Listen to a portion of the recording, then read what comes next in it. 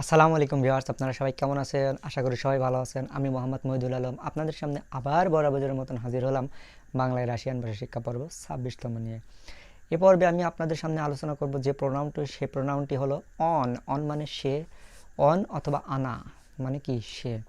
এই প্রোনাউনটি নিয়ে আলোচনা করব, এই প্রোনাউনটি নিয়ে বাক্য তৈরি করব। আগে যে দুটো ক্লাসে বাক্য তৈরি করেছিলাম ওই বাক্যগুলোই আজকে তৈরি করব। শুধু অন দিয়ে ওই বাক্যগুলো তৈরি করলে কখন কোথায় পরিবর্তন হয় এই বিষয়গুলো নিয়ে আলোচনা করব।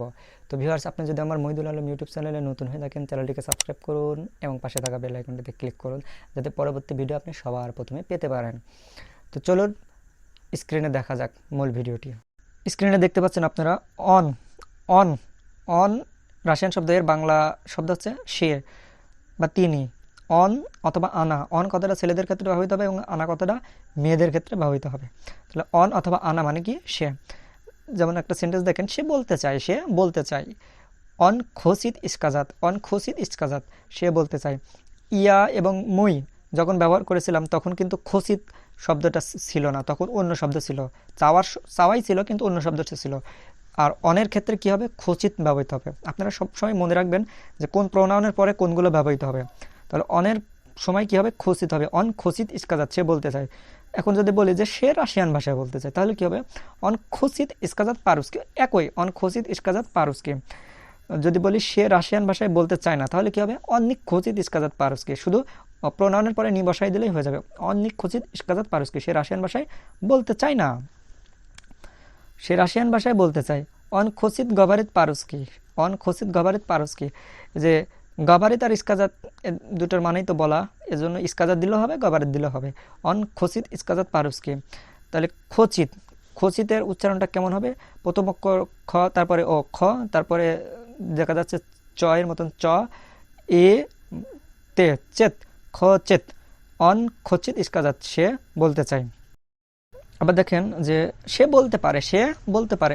অন মসজিদ, অন মসজিদ ইস্কাজাত। এই যে যে অক্ষরটা দেখতে পাচ্ছেন এটার উচ্চারণ কিন্তু বারবারই আমি আপনাদেরকে বলছি, এটার উচ্চারণ জ, এটার উচ্চারণ জ। যদি শুধু বর্গীয় জ বলে মসজিদ বলেন তাহলে কিন্তু উচ্চারণটা হবে না। মসজিদ বলেন হবে না, মসজিদ, মসজিদ। অন মসজিদ ইস্কাজাত, সে বলতে পারে।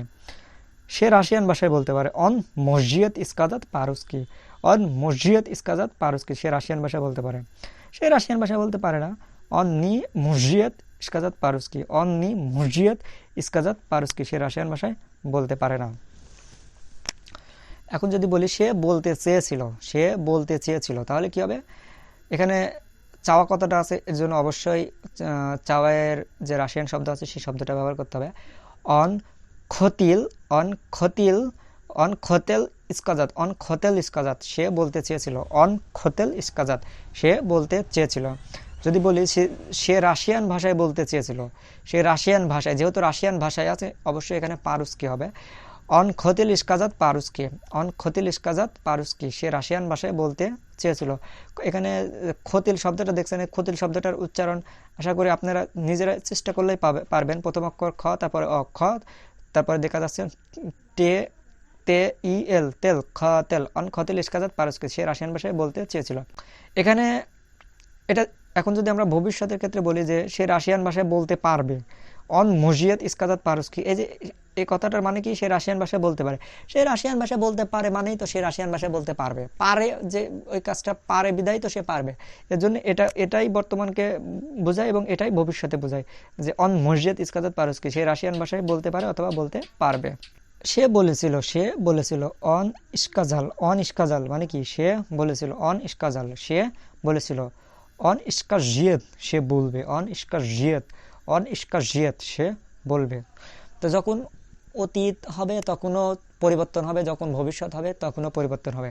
তো কখন, কোন সময় কোন পরিবর্তনটা হচ্ছে আপনারা সবসময় এই জিনিসটা ইন্ডিকেট করে খাতায় লিখে রাখবেন যাতে আপনাদের সুবিধা হয়।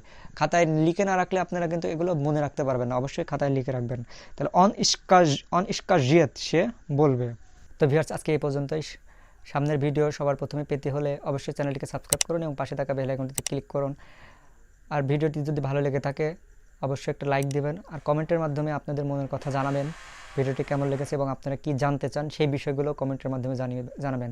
তো সবাই ভালো থাকুন, সুস্থ থাকুন। আল্লাহ হাফেজ।